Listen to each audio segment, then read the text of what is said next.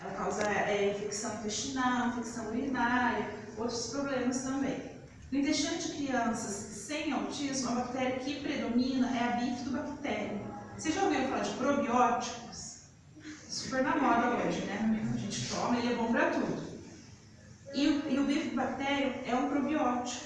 Então ele deveria ser maioria no intestino de todas as crianças, mas não é isso que acontece no intestino da criança com autismo. Então tem essa desbiose nesse momento. Deixa eu voltar minha HD lá, que senão eu já me perdi um pouco.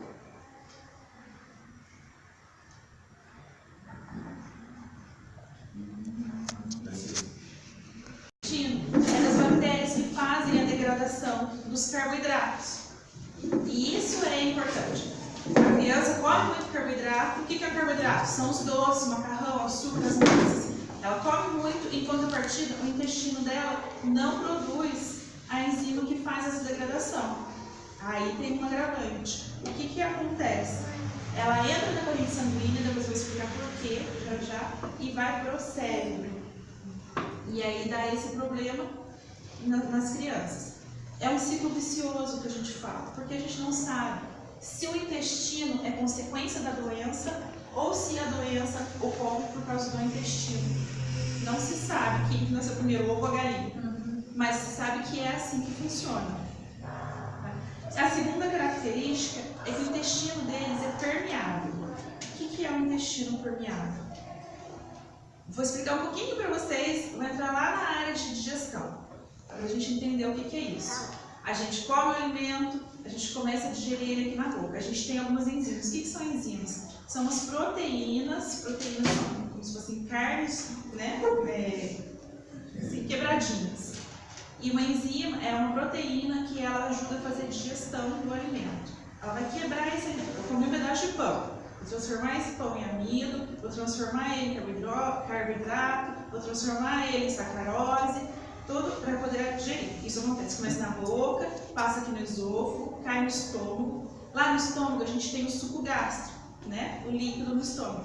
Ele é muito ácido, eu acho que todo mundo sabe isso, né? Ele é super ácido. Ele ajuda a quebrar, é como se fosse um liquidificador lá dentro, quebrando o que a gente comeu. Por quê? Quando chega no nosso intestino, no começo do nosso intestino, isso vai ser absorvido. A gente é como um carro, precisa de gasolina. O alimento é a nossa gasolina. Por que a gente engorda? Sempre brinco. A gente colocou gasolina demais para dentro e não gastou. O carro não saiu da garagem, mas a gente foi pondo gasolina. Então a gente precisa gastar, se movimentar. Isso gera energia, né? A gente sua, tudo com o que a gente comeu. Então a gente começa a absorver isso no intestino. O intestino, ele faz como se fosse um monte de dedinhos assim. Nesses lugares entram esses nutrientes. O que era pão virou sacarose, glicose. O que era outros doces viraram frutose. A proteína virou aminoácidos. De tão quebradinho que ele ficou no estômago, no intestino, aqui no duodeno. E aí o intestino absorve, que é a corrente sanguínea, vai para as nossas células e o nosso corpo funciona. O intestino do autista, ele não tem só esses buraquinhos, ele tem buracões. E passa tudo, não passa só os nutrientes. Passa a proteína inteira. A criança que tem alergia, todo mundo vai falar, a criança tem alergia de leite. O que acontece com essa criança? O leite, a gente não tem uma enzima, que é aquela proteína que quebra, que digere o leite, a proteína do leite. Imagina que uma proteína é um cacho de uva inteiro. Para ela ser absorvida, tem que soltar todas as uvinhas. Quando a criança tem alergia, passa o cacho inteiro para a corrente sanguínea. O que acontece com o nosso sistema imunológico? Ele fala, meu Deus, entrou alguém aí, vamos lá, soldadinhos. E aí gera alergia na criança. Isso acontece no intestino do autista. Passa tudo ali. Como degradar corretamente esses carboidratos, algumas proteínas, isso cai direto na corrente sanguínea e vai para o cérebro deles. Isso, vocês já ouviram falar da doutora Natasha Campbell McBride? Quem já ouviu falar dela? Quem já ouviu falar sobre a alimentação do autista? Um livro que tem super famoso, que todo mundo usa, que tem restrição alimentar. Alguém já ouviu falar? Ela é uma médica australiana, que ela mora na Inglaterra e atende lá. Ela curou o filho dela autista com alimentação, exclusivamente com alimentação. Ela descobriu tudo isso que eu estou falando para vocês. para essa síndrome do alimento cair na corrente sanguínea para o cérebro e causar toxicidade no cérebro, ela chamou de GAPS. Em inglês, vou falar meio esquisito, mas vocês vão entender. É Gut and Psychology Syndrome. Traduzido em português é mais ou menos isso aqui: síndrome intestinal e psicológica. Ligação entre psicológico e intestino, né? E aí, segundo ela, todos os produtos que entram na corrente sanguínea vão para o cérebro e lá no cérebro eles desafiam o nosso sistema nervoso, impedindo ele de realizar as funções normais. É como se começasse a dar curto-circuito lá, esses produtos, porque eles não fazem parte do nosso corpo. Nosso corpo não é feito para aceitar isso. E, além disso, eles trabalham também as informações sensoriais, e aí da onde vem a seletividade alimentar. Os sintomas dessa síndrome, elas podem se encaixar nos quadros de transtorno de déficit de atenção e hiperatividade, transtorno de déficit de atenção sem hiperatividade, dislexia, transtorno obsessivo-compulsivo e autismo. Então, essa síndrome, ela se encaixa em todos esses quadros, e aí a gente sabe que toda criança com autismo tem essa síndrome, que é a GAPS. Partindo daí, o que ela chegou à conclusão? De que glúten e caseína nem pensar. O glúten, vocês sabem o que é? Super na moda, hein, gente? Nada pode comer glúten. O glúten é uma proteína. É uma proteína que tem dentro do grãozinho de trigo, dentro do grão de aveia, dentro do grão de cevada e algumas outras coisas. Ela realmente faz mal para muita gente. A doença celíaca é uma intolerância muito grande ao glúten. E a caseína é uma proteína do leite de vaca, uma das proteínas. Então, o que ela viu nessa pesquisa? Ela desenvolveu algumas pesquisas e o resultado dessas pesquisas foi que no xixi de crianças autistas, na urina, foram encontradas duas substâncias, uma que chama gluteomorfinas e outra que se chama casomorfinas. E aí se descobriu também em outros estudos parecidos que essas mesmas substâncias foram encontradas na urina de pacientes, vejam só, com psicose, esquizofrenia, depressão, hiperatividade e alguns distúrbios autoimunes. O que são essas substâncias, as gluteomorfinas e as casomorfinas? Elas são produtos da degradação deficiente dessas proteínas. Então, um intestino normal, um organismo normal, ele faria a digestão, a pessoa ia absorver e excretar o que não fosse absorvido. No intestino deles, não. Há essa degradação mal feita, gera esses produtos, o intestino deles é permeável e essas substâncias entram na corrente sanguínea e vai para o cérebro. Chega no cérebro, elas têm um efeito de ópio. Vocês já ouviram falar de ópio? Uma droga. Uma droga. Eu fiquei curiosa, sabe?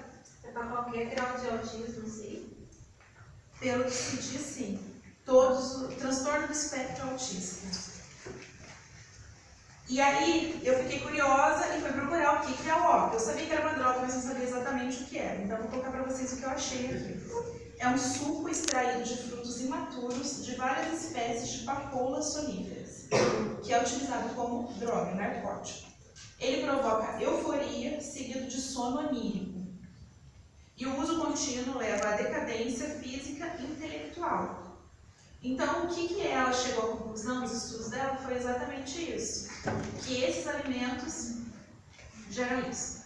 Então, a primeira coisa que se tira da alimentação, glúten e leite, e todos os derivados de leite, para que não ocorra esse efeito na criança. A gente tira completamente. Aí, todo mundo começou a lançar dieta sem glúten e sem caseína. O que a indústria fez, a indústria alimentícia? Ela quer ganhar, ela sempre quer ganhar, ela não está preocupada com a saúde dos nossos filhos, não está preocupada com a saúde das pessoas. Ela faz alimentos processados, cheios de conservantes, calóricos, com carboidratos refinados, mas sem glúten e sem caseína. Adianta, gente? Não adiantou. Mas eu estou fazendo a alimentação certa, meu filho, eu tirei o glúten, tirei a caseína, tirei tudo do leite, mas eu continuo dando refinado para ele. E cai na corrente sanguínea e vai para o cérebro e tem o mesmo efeito.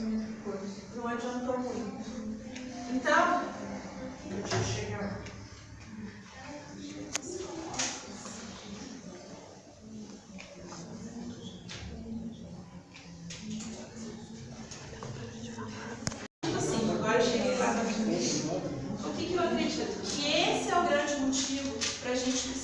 acompanhamento nutricional.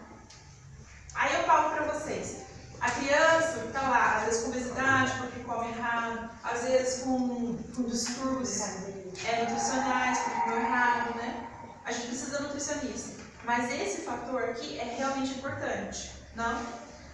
Ninguém sabia disso, isso é muito novo. Então, tem vários estudos sendo feitos, a gente não consegue nada, mas a gente sabe que a gente precisa mudar a flora dessas crianças. O que é a flora? As bactérias intestinas. A gente precisa transformar essas bactérias de ruim em boas.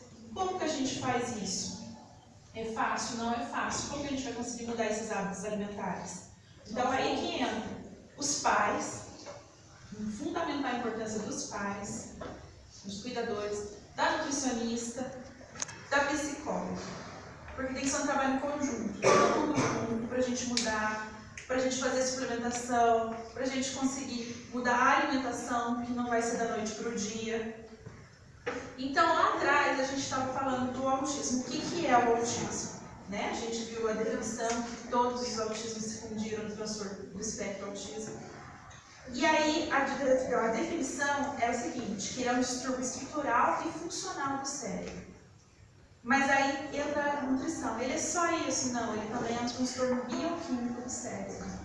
Há alguns autores que já relatam que, na verdade, ele é um transtorno exclusivamente bioquímico, já que tem comprovadamente uma pessoa que mudou, aqui no Brasil também, mudou o quadro do filho exclusivamente com alimentação.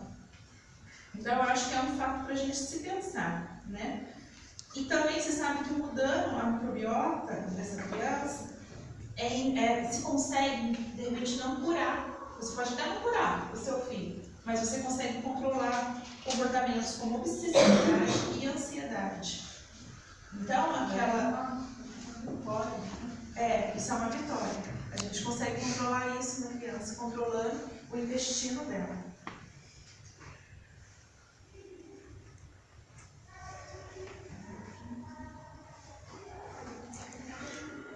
Então, assim, a gente não tem nada comprovado, a gente não tem nenhum estudo que comprove muita coisa, a não ser os resultados da urina, o que a médica conseguiu fazer e como ela trata as crianças tem bons resultados, tudo que se descobre na nutrição funcional, mas o que a gente sabe,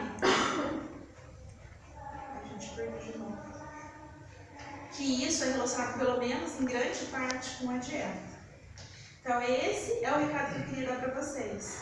Eu queria saber se vocês têm perguntas, se vocês têm algum comentário, se vocês já ouviram falar. Queria que vocês compartilhassem sobre isso que eu passei para vocês. Eu vou falar sobre tudo. Dá o que então para comer, porque nossa, tudo assim, imagina nós tirar pão dele, mas ele tá bem imperativo. Ele tomava um remédio, esse remédio eu deixava ele a maior parte do tempo dormindo. Tentei controlar a dosagem para neuro, se quiser, por diversas vezes, várias formas. E ele estava dormindo quando ele estava super agitado, nada de meio tempo. Daí, quando ela ficou lá, a gente deu uma shopping de um homem sem remédio, tá? Bem, não vai mais para casa, porque tem imperativo de novo. Mas eu até conversei com a amiga minha que eu sobre talvez a alimentação que resolvesse. Esse não dá muito. Então, na verdade,